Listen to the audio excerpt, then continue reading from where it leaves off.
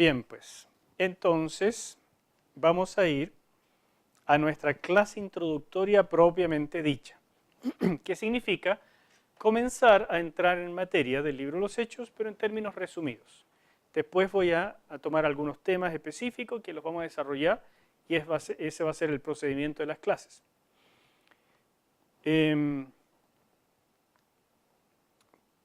Comenzamos con una nota sobre los cursos de Biblia en esta escuela ministerial.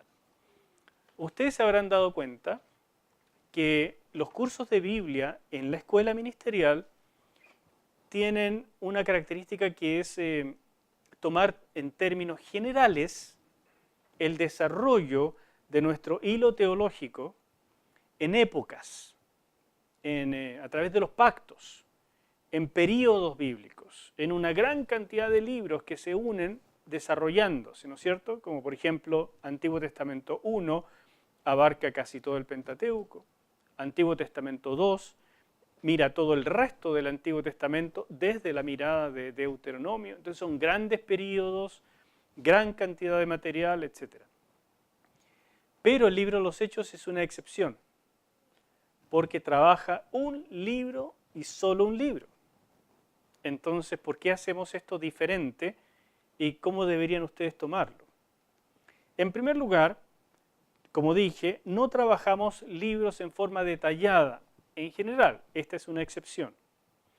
Si ustedes quieren estudiar libros de la Biblia, y deben hacerlo en el futuro, especialmente los que se vayan a dedicar al ministerio, especialmente los que se dedican a enseñar, ¿no es cierto? Los que hacen discipulado, los que son monitores de grupos de vida, lo que sea. Los que enseñan deben trabajar los libros de la Biblia. Y para poder trabajarlos, necesitan método, que es lo que vamos a estudiar en el curso de ministerio, que se llama Métodos de Estudio Bíblico, pero para trabajar bien un libro de la Biblia, sí tienen que usar comentarios. Y les recomiendo no usar uno solo. Necesitan 2 o 3, idealmente más, pero sí por lo menos 2 o 3, porque uno no puede quedarse con una sola mirada. Cuando uno estudia un libro, uno debe saber algo del autor. Ahora no me refiero a los libros de la Biblia, sino al autor de un comentario. Uno debe saber quién es, qué estudios tiene, cuál es su fondo, ¿no es cierto?, su trasfondo, cuál es su corriente teológica, y qué influencias tiene, cuál es su mirada de la Biblia. No es lo mismo un católico liberal que un bautista conservador. No se parecen en nada. Más se parece a un católico liberal, un anglicano liberal, de lo que se parece un bautista conservador y que se parece mucho más a un pentecostal conservador. Entonces, uno tiene que saber quién es quién, por qué esas diferencias. Y tiene que tener varias miradas. Uno no debería leer solamente comentarios pequeños, resumidos y de gente súper conservadora que de repente no cree ni en la luz eléctrica, ¿me entiende? Uno tiene que abrirse, tiene que abrir la mente y ver y luchar con lo que están diciendo y defender su postura. Y si la postura de uno es indefendible frente a los argumentos, entonces quiere decir que la persona tiene mejores argumentos que los míos y me está enseñando. Eso es muy importante. Por tanto, si ustedes de verdad quieren estudiar un libro de la Biblia, tienen que usar buenos comentarios. Estoy a su disposición para mencionarles lo que necesitan, pero eso es lo que deben hacer, con lo que no pudimos trabajar en detalle, sino que lo vimos en términos generales. El libro de los Hechos, en cambio, es una excepción porque describe el inicio de una nueva iniciativa divina. Y por eso es tan fundamental. Es una vuelta de página. Dios está haciendo un cambio aquí radical. Algo nuevo está comenzando. Entonces vale la pena ver esos detalles. Por otra parte, es la forma presente del reino de Dios hasta que el Señor venga. De manera que la forma en que la iglesia se autoentendió como parte del reino de Dios inaugurado, es algo maravilloso. Pablo se dedicó después a explicarlo con bastante detalle en términos teológicos. Pero la primera mirada, esa cosa fresca, así como ¿quiénes somos? ¿Qué está pasando? Es lo que nos entrega el libro de los Hechos. Por eso que realmente creo que vale la pena dedicarle un curso completo solo a ese libro. ¿Y en qué sentido el libro de los Hechos es un modelo para la iglesia presente? Esa es una gran pregunta. ¿Qué opinan? ¿Debiera la iglesia presente vivir idéntico a cómo se vivió en el libro de los Hechos? ¿Es solamente una utopía? O sea, una especie de cuadro maravilloso que como una, ¿no es cierto?, un lindo anhelo del pasado, pero que jamás se repetirá. ¿Es un modelo exacto? ¿Es un modelo en términos de principios? ¿Qué es el libro de los Hechos para nosotros? Ya eso es toda una pregunta con la que debaten los teólogos y que no es un tema de debate teológico, es un tema súper práctico de la vida de la iglesia. ¿Qué es para nosotros? ¿Qué opinan? ¿Alguien me quiere decir algo? ¿Cómo ha tomado para su vida el libro de los Hechos hasta hoy? ¿Por ahí levanté una mano? Ok, o sea, tú dices, Nati, que cometieron errores así como aciertos y de ambas cosas podemos aprender y que de los aciertos, por supuesto, algunas de esas cosas nos gustaría vivirlas intensamente, íntegramente. Muy bien, esa es una linda postura. ¿Por acá? Gracias, Dami. Es como un refresco. Y tú lo dices bien, el libro de los Hechos nos refresca, nos lleva como a los orígenes, nos lleva al espíritu inicial, nos lleva a esa vivencia casi ingenua y al mismo tiempo llena de poder, ¿no es cierto? Sencilla y al mismo tiempo llena de descubrimientos, porque todo era nuevo para ellos también. Entonces todo eso tiene el libro de los Hechos. Sin embargo, sigue siendo una pregunta, ¿en qué sentido es un modelo para nosotros? ¿Qué tanto debiéramos imitarlo? Ustedes seguramente han escuchado, ¿no es cierto?, este anhelo de la iglesia de nosotros somos como la iglesia primitiva, nosotros somos como la iglesia original. Bueno, ¿y qué significa eso? ¿Que en esa iglesia la gente vende los bienes y los reparten? ¿Hacen eso? ¿O que en esa iglesia la sombra de los apóstoles que están ahí pasa por la calle y la gente se sana? ¿O que todos andan misionando y entonces la iglesia anda dispersa y se juntan y hablan y oran toda la noche porque llegó un apóstol, como lo hacía con Pablo, por ejemplo? ¿Es un modelo? ¿Debemos hacer eso? ¿Debemos vivir así el cristianismo? Eso es una pregunta interesante que tenemos que tener alguna postura cuando leemos el libro. ¿Tú querías decir algo? Correcto. Tú mencionaste una palabra muy importante, la palabra principios. O sea, aquí hay algo que nosotros queremos rescatar del libro de los Hechos, que son los principios con los que ellos vivían y que definitivamente por algo el Señor los dejó allí en el libro, ¿verdad? Entonces tenemos que ir sacando algunas cosas. Yo le voy a dar algunas indicaciones de cómo usar este libro lo más provechosamente posible. ¿En qué sentido vamos a decir es un modelo para la iglesia actual? ¿Verdad? El modelo de imitación idéntica es una posibilidad, pero les digo que de plano no es. Nada en la Biblia pretende ser un modelo de imitación idéntica, porque hay una época diferente, situaciones diferentes. Entonces, esto que ya hemos visto de los principios son muy importantes, pero si les puedo decir algunas cosas, el autoentendimiento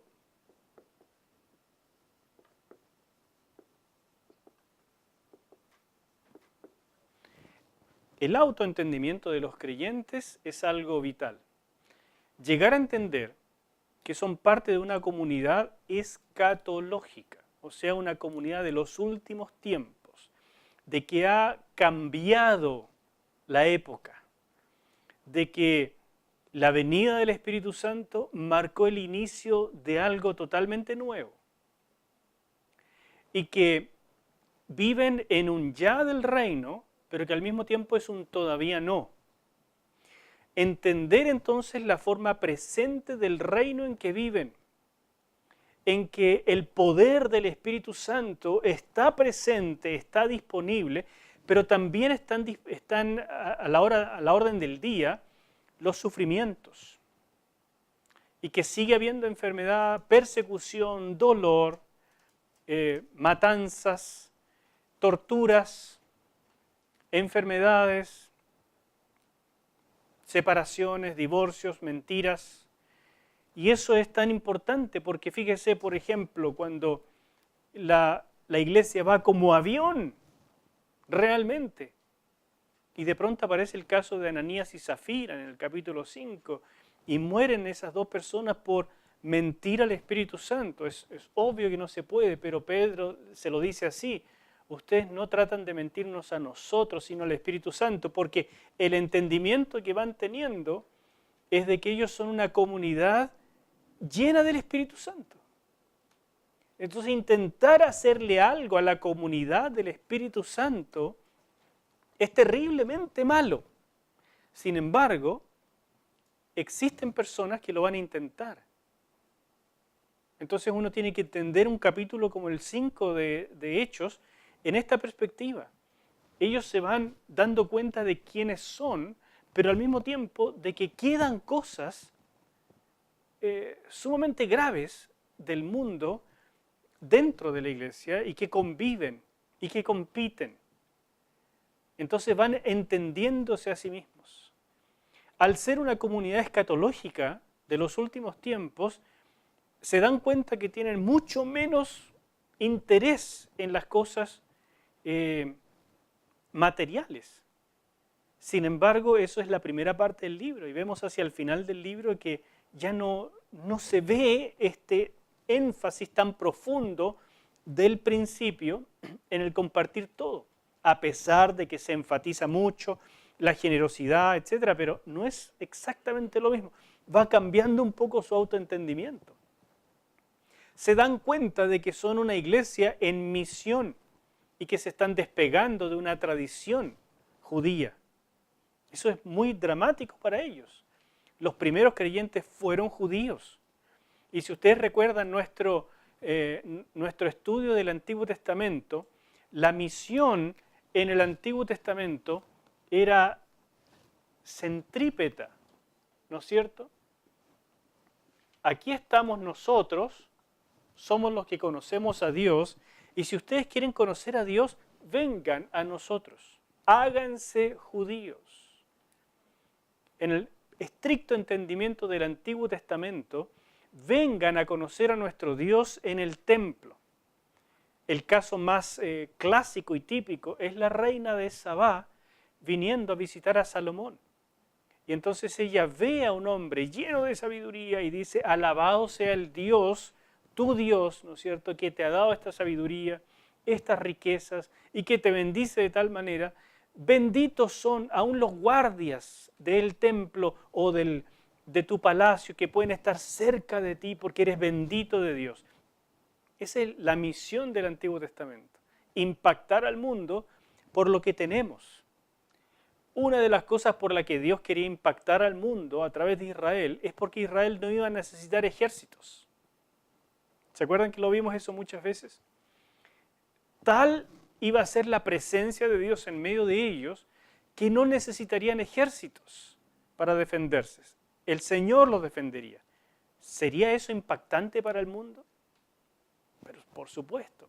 Y tantísimas otras cosas, la distribución del ingreso, el que no hubiera pobres ni necesitados en medio de ellos. Se dan cuenta que al principio del libro ellos rescatan eso. No queremos que haya pobres ni necesitados porque era la visión del Antiguo Testamento. Era lo que el Señor quiso y lo plasmó en las leyes. Pero Israel no lo vivió. Entonces este nuevo Israel lo primero que hace es tratar de vivir la justicia de Dios en medio de ellos. Entonces este autoentendimiento es fascinante. Pero una de las cosas que les cuesta entender, y incluso Dios tiene que empujarles, es que la misión ahora es centrífuga. Son ellos los que tienen que salir a todas partes del mundo. Y tienen que, en términos de lo que decía Pablo, hacerse judío al judío, gentil al gentil. Ellos son los que tienen que ceder. Ellos son los que tienen que padecer.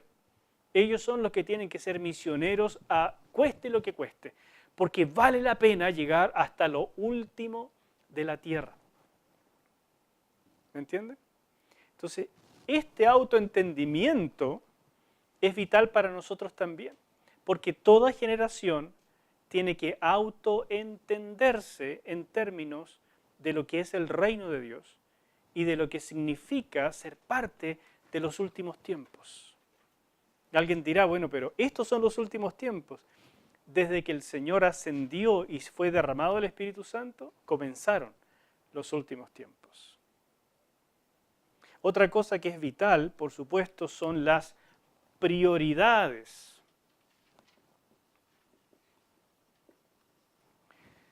Las prioridades de esta gente. Al entenderse a sí mismos en esta nueva perspectiva, ¿cómo priorizaron en su vida lo que consideraron importante, los esfuerzos que hicieron, lo que fueron capaces de dar, de ceder? Eso es un modelo maravilloso porque es definitivamente el Espíritu Santo actuando en ellos.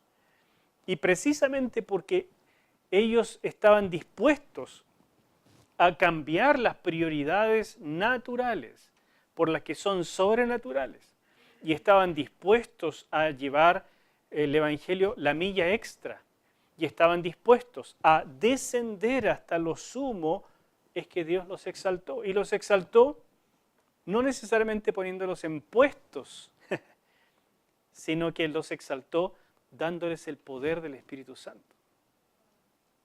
Y por eso creo yo es que vemos en el libro de los Hechos el poder del Espíritu Santo moviéndose en una magnitud que no se ve hoy. Porque ellos tenían una forma de vivir su cristianismo que tampoco se ve hoy. A ellos no les importaba dejar todo por ir a misionar. A ellos no les importaba que fueran perseguidos. Cuando son perseguidos en Jerusalén, ellos no oran, Señor, defiéndenos. Ellos oran, Señor, danos denuedo para seguir predicando tu palabra mientras nos persiguen y mientras tú haces señales y prodigios por la mano de tu Espíritu Santo. Sus prioridades están totalmente al revés del mundo. Y el Señor los exaltó, permitiéndoles hacer las obras de Cristo, a la manera de Cristo. Entonces la respuesta es más sencilla de lo que a veces pensamos. ¿Cuántas veces ustedes han dicho cómo nos gustaría que en nuestra iglesia se vieran los prodigios de las primeras épocas? Pastor, ¿por qué no lo hace usted? Pastor, ¿por qué no hacemos campañas de esta? Bueno, porque no tenemos la congregación que viva esto. Porque su pastor tampoco lo vive necesariamente. Tal vez mis prioridades son muy picantes. Pues. Estoy demasiado agarrado del mundo. Y todos estamos así. Hasta que seamos capaces de soltarlo todo, es que el Espíritu Santo puede actuar verdaderamente. Como dije precisamente el domingo, la vida cristiana es abrazar la cruz para que el Espíritu Santo nos enseñe a vivir la vida del resucitado. A nosotros nos gusta la vida de la resurrección, pero no la cruz. Y no se puede una sin la otra. Y por supuesto, lo que nos sirve de modelo el libro de los Hechos son los principios. Los principios eternos que uno siempre tiene que estar rescatando de todo libro bíblico que lee. Que se trata entonces de comprender la revelación para una cierta época y trasladarla a nuestra época, haciendo este bypass, que es precisamente lo que se hace a través del método de estudio bíblico, de entender el cambio de las épocas y trasladar los principios y no cada detalle. O sea, no es necesario andar en túnica para hacer milagro. Es obvio. Pero ahí tiene un ejemplo claro de lo que es no trasladar los detalles, pero sí los principios. ¿Cuál será el principio en la muerte de Ananías y Zafira? ¿Cuál será el principio en lo que pasó en la división de Pablo y Bernabé a raíz de Marcos? ¿Cuál será el principio cuando Pablo increpa a Bar Jesús y lo deja ciego? ¿Cuál será el principio en la situación que se vivió en Samaria con Simón el Mago, que según la tradición llegó a ser uno de los principales maestros gnósticos del siglo I, de fines del siglo I? ¿Cuál será el principio en todas esas cosas? Si no lo comprendemos, no hemos comprendido el libro de los Hechos. ¿Se ve? Bueno, esto es solo una introducción, pero se los dejo porque creo que es realmente importante que sepamos en qué estamos. Era una nota. Recordemos un poco nuestro centro teológico en esta introducción. La presencia de Dios en medio de su pueblo.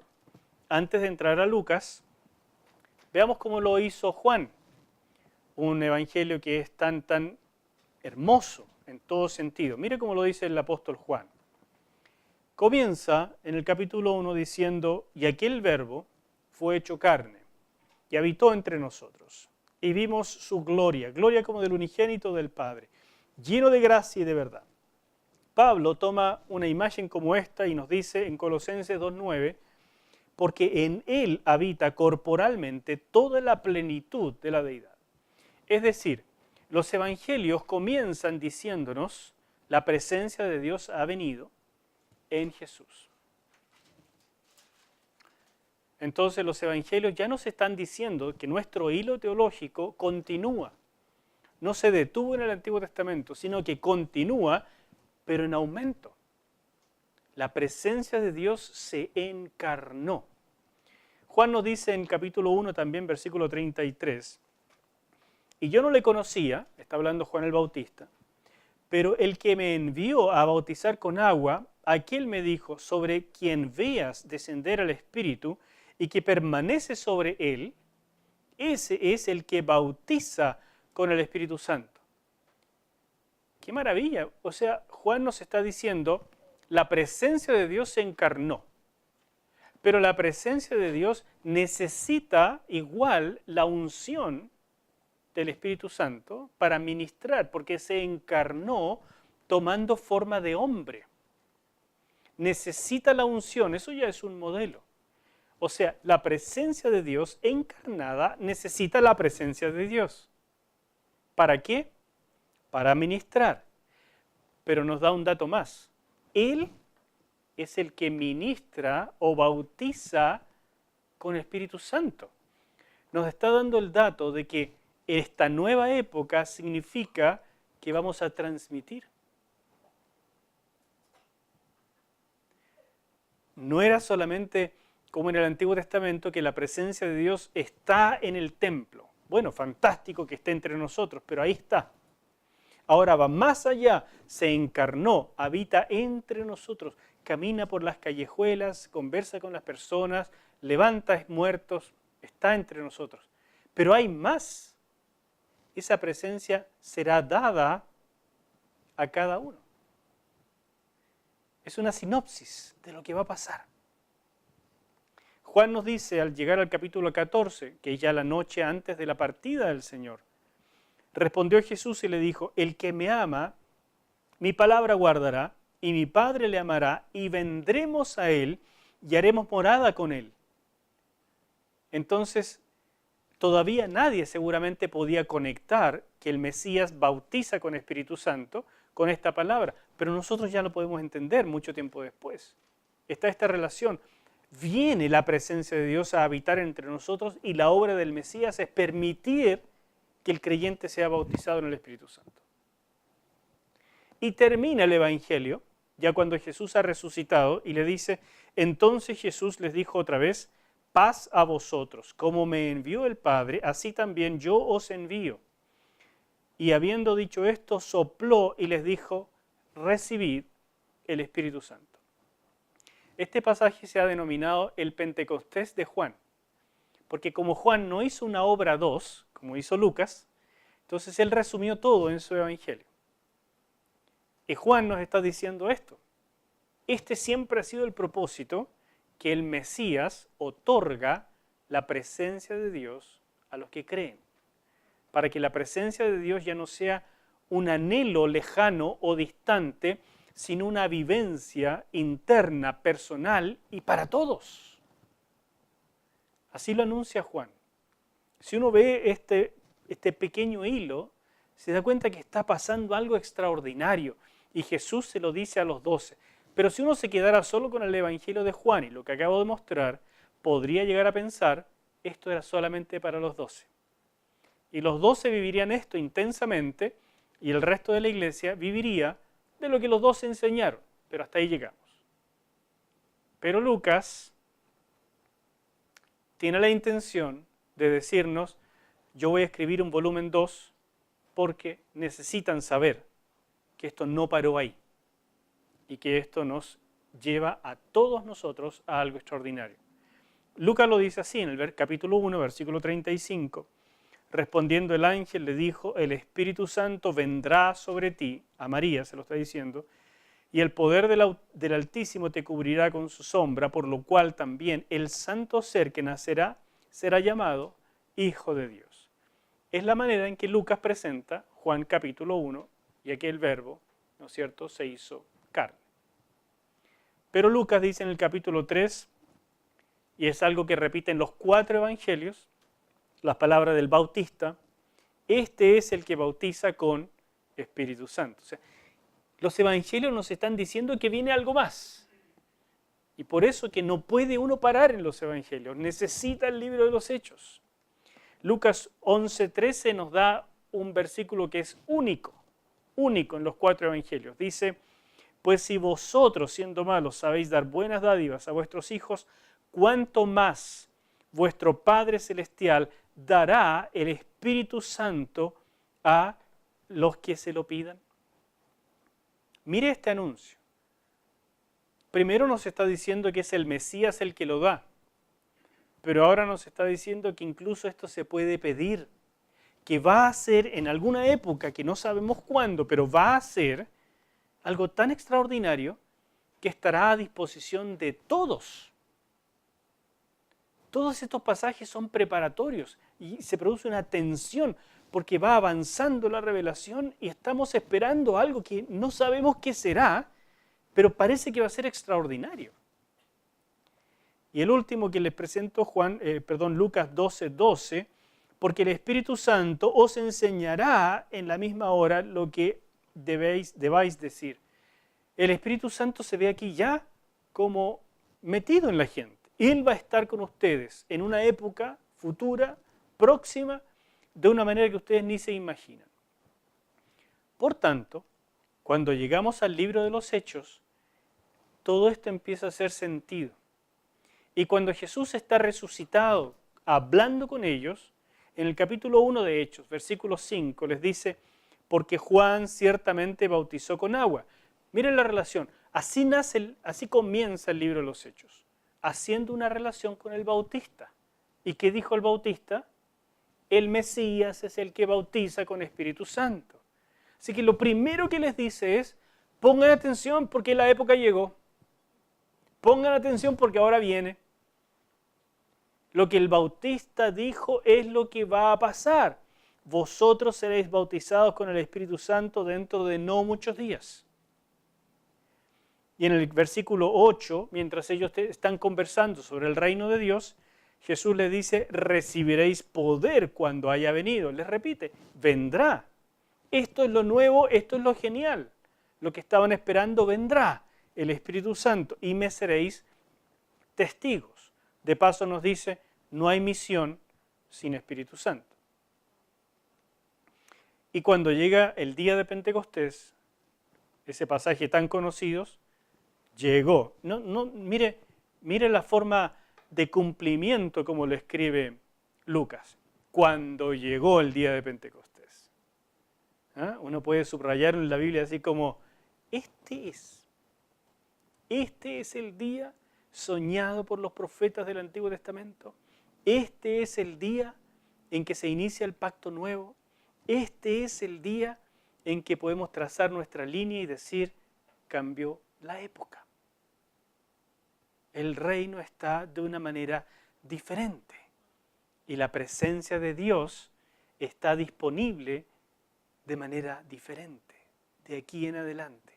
Cuando llegó, se cumplió todo y fueron todos llenos del Espíritu Santo. ¿Se ve? Esta pequeña línea, simplemente para que ustedes degusten lo que está pasando en el libro de los Hechos. Si nosotros recordamos nuestras 7 iniciativas divinas, que ustedes debieran saber de memoria, y que son preguntas fijas en todo examen, así que el que tenga oídos para oír, que oiga, y el que no, que reciba juicio. Las 7 iniciativas divinas son para esto, para la restauración de la presencia de Dios en medio de su pueblo. Porque la presencia de Dios estaba maravillosamente en el huerto de Edén, pero eso es lo que se perdió. Y perdiéndose eso, esa relación íntima, directa, automática, presencial de todo, se perdió el señorío, y perdiéndose el señorío se perdió el reposo y todo lo que hemos estudiado. Entonces, de ahí comienza el programa de Dios para la restauración, en primer lugar, de su presencia en medio de su pueblo, y con eso, del señorío y del reposo. Entonces, las iniciativas, que no se las voy a preguntar, pues yo sé que ustedes se las saben de memoria, ¿no es cierto? Pero la primera es este reinado compartido, que es el que vemos antes de la caída. Posteriormente, el Evangelio, que es la primera iniciativa de Dios para restaurar, ¿no es cierto?, que para nosotros es la segunda. Un nuevo comienzo para la humanidad, donde vemos por primera vez el juicio con el diluvio, pero que Dios entonces hace una elección y con los elegidos hace pacto. Entonces tenemos una nueva manera, una nueva forma, por eso es una nueva iniciativa.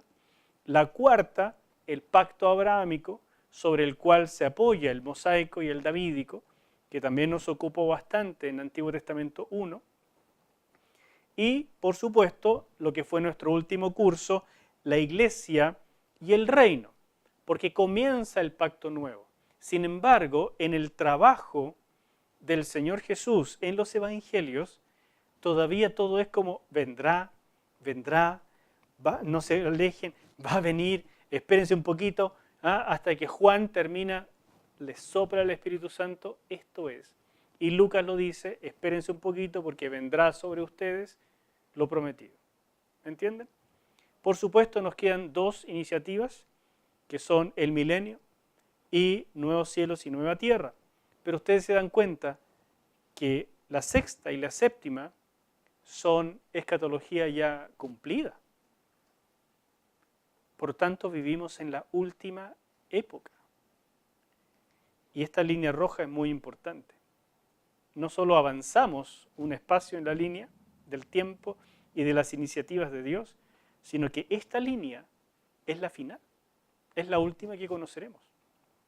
Nadie va a pasar a la sexta en vida.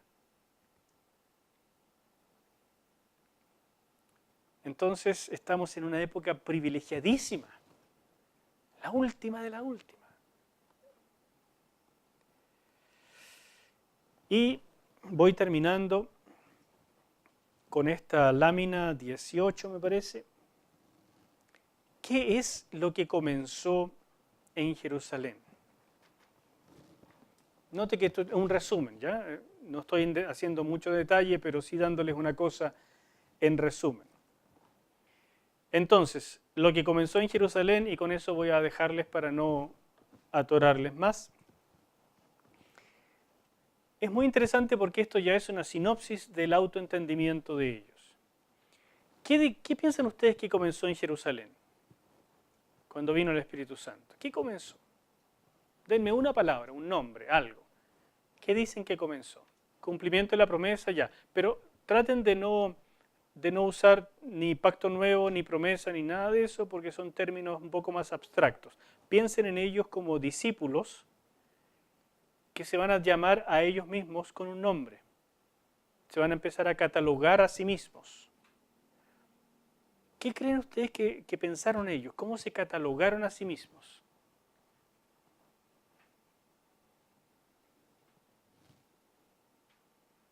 ¿Cómo nos llamamos nosotros hoy?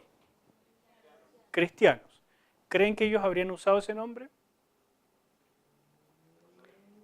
La primera cosa que se piensa es que ellos se consideraron cristianos, pero eso es anacrónico. Anacrónico significa algo que está fuera del tiempo, que es incrustado del futuro hacia el pasado. La primera ocurrencia del término cristiano realmente ocurre en el año 110, que es conocida por lo menos. La escribió un padre de la iglesia que se llamó Ignacio. Antes de eso, la iglesia nunca se llamó cristiano. Es decir, unos 80 años después de lo que se vivió en Hechos. Ellos no se sentían a sí mismos como cristianos. Ellos se sentían judíos, pero judíos medio raros, judíos diferentes, algo que había pasado. ¿Cómo nos denominamos? ¿Quiénes somos? No es menor. Es lo mismo que les pasa a ustedes. Yo me he dado cuenta de gente que viene, por ejemplo, del catolicismo y que entra a una iglesia evangélica, como que le da medio tirria decir soy evangélico ahora, ¿no es cierto? Pero dicen, ¿y qué soy? Soy cristiano, y como que ahí descansan un poco. ¿Ah? Pero les cuesta autodenominarse. ¿Qué soy ahora que sigo a Cristo de esta nueva manera? Bueno, pasa algo similar en esta época. ¿Sí? ¿Otra propuesta? Pero qué interesante lo que está diciendo. En realidad no es tanto la importancia de lo que nosotros nos consideramos a nosotros mismos, porque estamos estudiando hechos, pero que es interesante lo que dices. Esta cosa que nos pasa ahora, ¿no es cierto?, de que cargamos con la herencia de evangélicos del pasado y de evangélicos del presente, entonces de repente nos cuesta, o podría ser que a algunos les costara, decirse evangélicos frente a otras personas. Pero ¿no les pasa que en el fondo al mismo tiempo es como renegar de nuestra herencia? Hermanos queridos, somos evangélicos. Somos evangélicos porque descendemos de la línea de la Reforma que pagó mucha gente con su vida por llegar a formar una nueva manera de cristianismo más puro en lo posible. Y que ellos mismos tenían problemas de cómo denominarse, porque ellos no querían denominarse diferente. Ellos se consideraban la verdadera iglesia católica. Pero como fueron perseguidos, entonces tenían que empezar a llamarse diferente. Y lo primero que se llamaron nuestros ancestros fue generalmente o luteranos o reformados. Esos fueron los primeros nombres. Protestante fue después, que fue más bien por algunos ya reformados que protestaron debido a las resoluciones de un concilio. Así que protestante ni siquiera nos representa muy bien. A algunos que son más de corte revolucionario les encanta el nombre, pero no es lo que somos los cristianos, evangélicos. Evangélico viene más bien de nuestra herencia norteamericana, por donde pasó la reforma de hermanos que se denominaron de una manera también diferente. Se denominaron hermanos libres, se denominaron hermanos puritanos y cosas así. Y ellos entonces en las misiones y en su trabajo evangelístico predicaban el evangelio y la gente los empezó a conocer como los que evangelizan, los que predican el evangelio, los fogosos por el evangelio, los evangélicos. Y esa forma pasó a las misiones latinoamericanas y en Estados Unidos hoy en día la gente tampoco quiere llamarse evangélicos porque también tiene un tinte, pero hermanos míos, somos lo que somos y que la gente conozca a los evangélicos buenos. Y hay de nosotros si nosotros juzgamos a los otros como malos. Este dicho atesórenlo en su corazón. Nunca hable mal de la novia de Cristo. No importa cómo se vea. A veces se ve re feíta la pobre, pero el Señor sabrá. Es la novia de Cristo. Y otros nos catalogarán a nosotros, así es que mejor mantengámonos nosotros lo más puro posible, no para recibir la admiración de la gente, sino la de Dios. Y mientras ustedes más se parezcan a Cristo, más asco le va a dar a los que quieren ser como el diablo. Así es que siempre vamos a estar mal con alguien. Pero no hablen mal de la novia. Cristiano no es el nombre apropiado. Iglesia. ¿Comenzó la iglesia? La verdad es que no. No, porque Lucas no pensaba en la iglesia como la pensamos hoy. Lucas más bien veía como comunidades distribuidas. Pero la iglesia, en el sentido de esta iglesia universal, unificada, con liderazgo, con doctrina, eso está lejos del pensamiento de Lucas, al menos en el libro de los Hechos.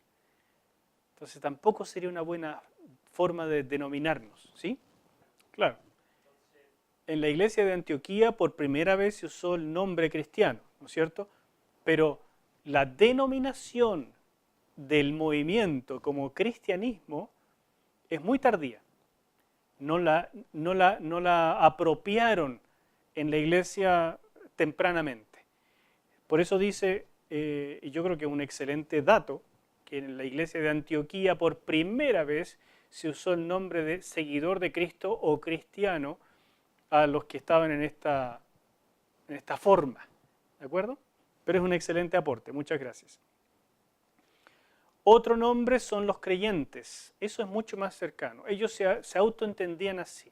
Nosotros somos los creyentes y en esa creencia nuestra, Cristo es lo central. Creemos en Cristo, esto es lo nuevo, la nueva fe que incluye a Cristo como el Mesías. Otro nombre, los discípulos.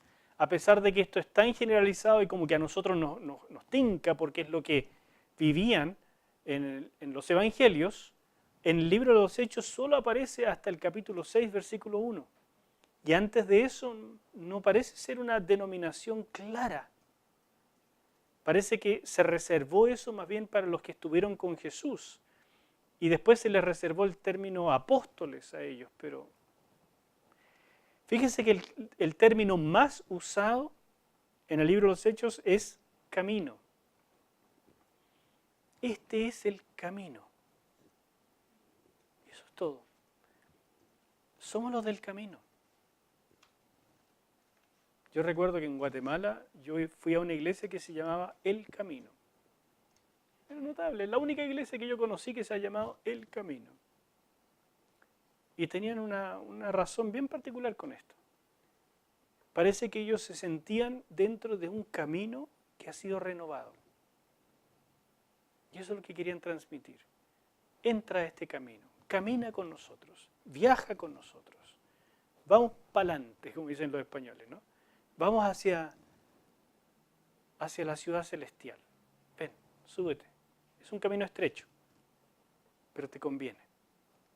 Otro término es la secta de los nazarenos. Eso fue en alguna medida un poco despectivo, pero en ese tiempo secta no era un término despectivo, ¿no es cierto? Era simplemente un partido, una línea dentro del judaísmo. Pero de los nazarenos era por Jesús, que se le consideraba nazareno, aunque sabemos que Jesús no nació en Nazaret realmente.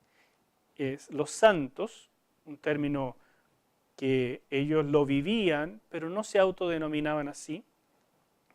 Y también los hermanos, y esto sí es muy importante.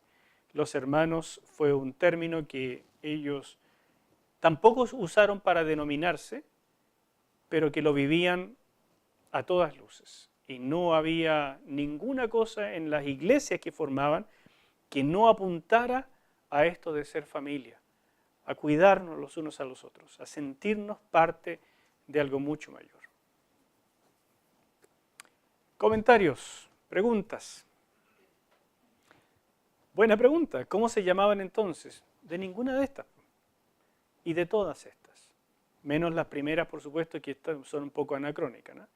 En Antioquía se usó cristianos, pero seguramente fue una cosa muy local. Ninguna de estas en realidad, y todas, porque ellos se estaban autoentendiendo. Y eso es lo interesante. Ellos estaban comenzando algo. Imagínense si ustedes quisieran en esta época ponerse un nombre. Nosotros somos los cristianos, seguidores del Nazareno, somos creyentes, hermanos, somos los santos, ¿no es cierto? Somos los cristianos de los últimos tiempos, cristianos escatológicos y portadores del pacto nuevo. Sería un título largo para una iglesia, ¿no? Pero en realidad todo eso era. ¿Qué es lo más importante? ¿Qué es lo central? Creo que ellos no se detuvieron en nombre, sino en vivirlo. Y nosotros nos detenemos en esto solamente para tratar de ver cómo fue el proceso de la irrupción del Espíritu de Dios, de la irrupción del reino en esta época. ¿Qué pasó con ellos? Que no solamente tenían que autoentenderse, sino además romper con tradiciones muy profundas en el judaísmo y llegar a decir, no importa, pierdo mi herencia, pierdo mi nombre, pierdo mi vida, pero gano a Cristo. Quedemos hasta aquí.